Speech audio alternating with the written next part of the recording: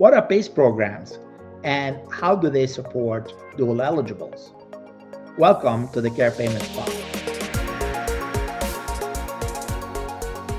I'm Fadi Sahar, President of Extra Globex, and with me today is our special guest, John Kern, Senior Vice President of External Affairs for Innovage.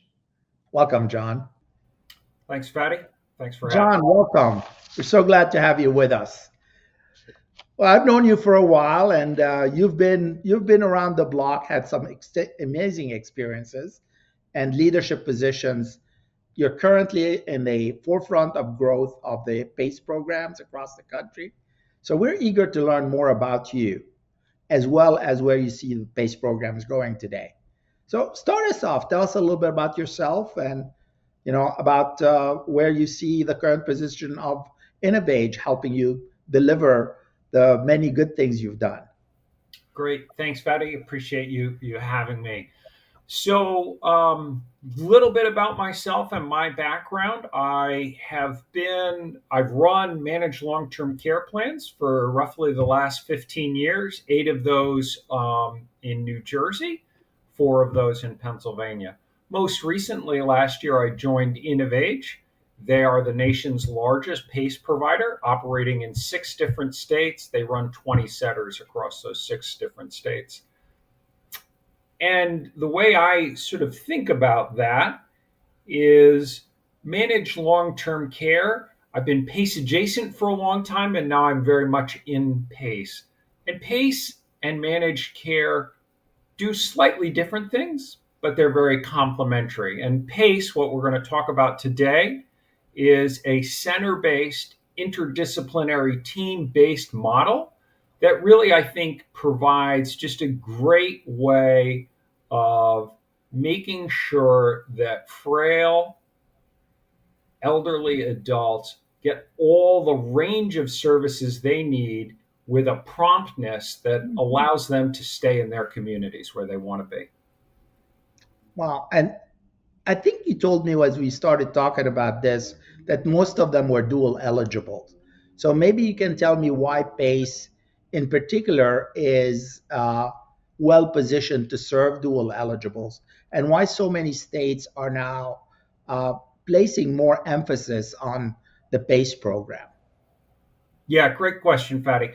So dual eligibles are a growing portion of the Medicare population. Right now, the recent numbers I've seen from Kaiser, it's roughly about 17% of all Medicare eligibles also have Medicaid eligibility. But what's interesting about them is that 17% of the population accounts for roughly 33% of the expense.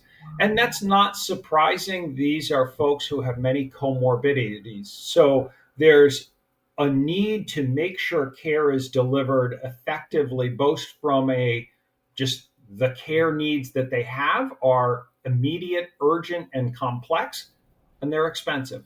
And so PACE, with its interdisciplinary model, is able to lower the barriers to access so they can get that care and they can get it really quickly.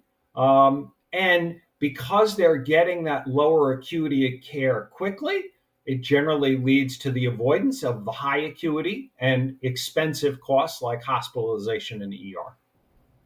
Very interesting. And so as the healthcare system focuses on dual eligibles, does PACE get an increasing role? Is that why states like New York, New Jersey, and others are putting out new RFPs and requests for companies to grow there? Yeah, absolutely, Fatty. That is absolutely what's behind it. What's interesting is Federal Health and Human Services about 4 years ago sort of realized, hey, we have a couple of policy options for this growing dual eligible population. How do we best deliver care for them? And they really looked at all the Medicare data that they had across the country, both folks in FIDE SNPs, D-SNPs, and PACE programs, and said, hey, what's delivering the best outcomes? And what's interesting is each of those programs delivered better outcomes than fee-for-service Medicare and unaligned Medicare, but PACE had particular outstanding results in terms of reducing ER, reducing inpatient hospitalization.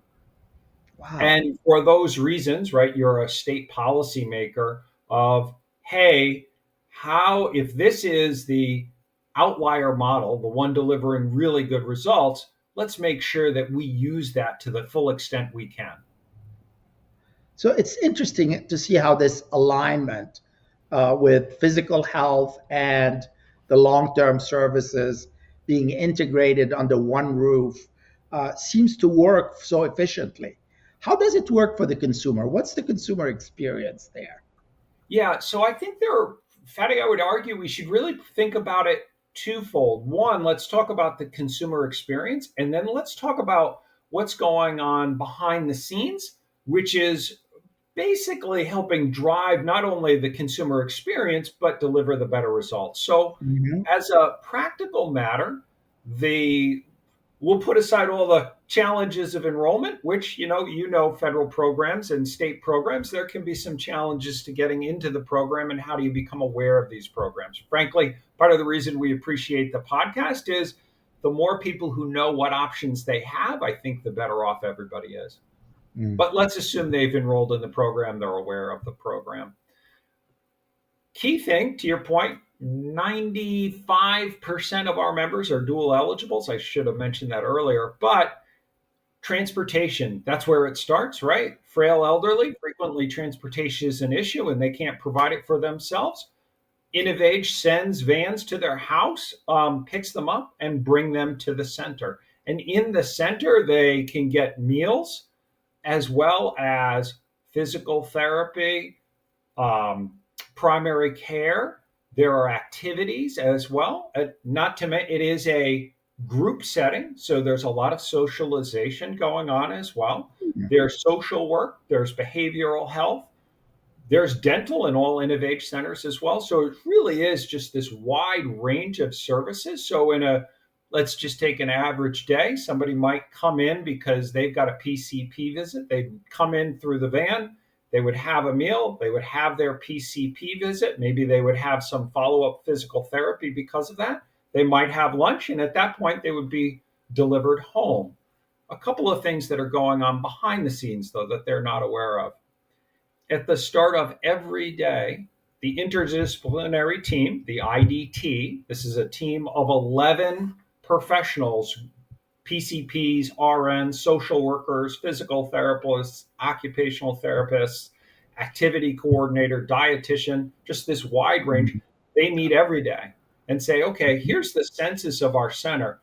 Who was inpatient? What do we need to make sure that they're getting what they need while they're inpatient hospital? Who had to go to the ER last night? Or who might have had to go to the ER but didn't? And what are the things we need to do to make sure they don't have to go?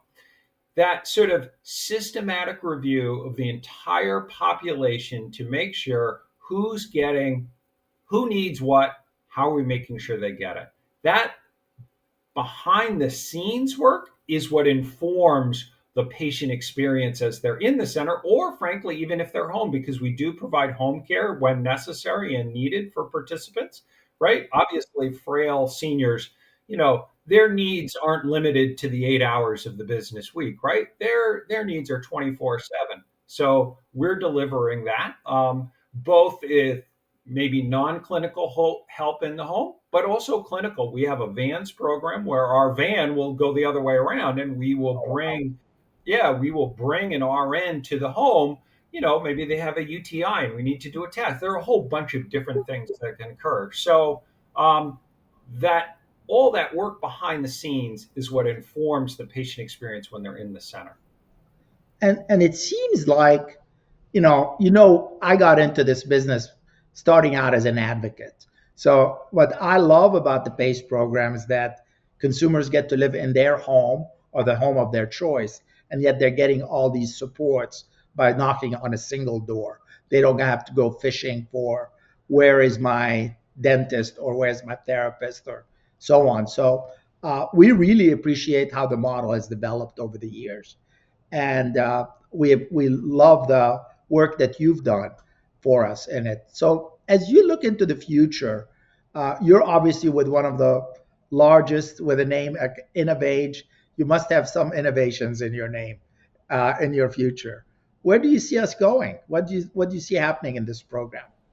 Yeah, Fatty, great question. I think there are a couple things. One, this population is growing, and the need for this high need, high cost population to have their needs met efficiently, that need's not going away. It's getting greater. And so I think that's why states just continue to be focused on it. And I think there's just, look, if there's anything we've learned in the past 10 years about healthcare, it's the need for integration. And PACE, obviously, by its very nature, I liked what you said of like, hey, they can walk in through one door, and I talk about that as sort of there's integrated team availability for our participants, and there's also integrated team focus on the backside, and that's what's delivering that result. In terms of innovation that InnovAge is doing, really there are a couple of things I would mention that set InnovAge apart. One, it seems mundane, but it's that framework of information exchange, which is really important. We have a PACE specific EMR. It's really important so that our care providers always have visibility of what's going on and what our patients need. Two, I mentioned the VANS program. That's our visiting after hours program. So we can make sure that we're meeting the clinical needs of our participants quickly and effectively. And then I also mentioned, the full dental suites. That's a big deal. A lot of our participants, when they come to us, frankly, haven't had dental care for a long time. And, that's just so vital to the whole thing. One member of the IDT that I forgot to mention, we also have dietitians, Mm, right? All these things are related, right? I say dentist and dietitian, and we're like, oh, yeah, of course those things go together. But if you think about a non-PACE model, okay, you got to go find a dentist who's accepting, then you got to go find the dietitian. right. That is a lot of work for people who have, frankly, mobility challenges. That integration's just not going to happen nearly as seamlessly. And so you don't get the same sorts of results. And because of the growing population, the need for interdisciplinary care and focus, that's why PACE works. And that's why I think officials just continue to be more and more interested in how they can expand that model and get the benefits of that. Well, you and I could do this for a while. We could have this conversation for a good hour or two, and we probably will over time. But I really want to thank you for being with us. This would be very informative. Hopefully, bring some more consumers the way of PACE as they see the advantages. I want to thank you and InnovAge for making time to be with us. Thank you, Fatty. Appreciate it. InnovAge is always happy to hear from folks and understand the program. Healthcare environment is a really complicated one. So we are always happy to provide folks information about the choices available to them. So thank you, Fatty. Really appreciate your time today. Thank you very much for a great discussion, John. As always, for our listeners, you can find all of our podcasts wherever you stream or on our website, the VVP blog and VHQ. John, we really appreciate your time and expertise and look forward to having you back in the future. To our listeners and audience, thank you for joining us. And as always, onward.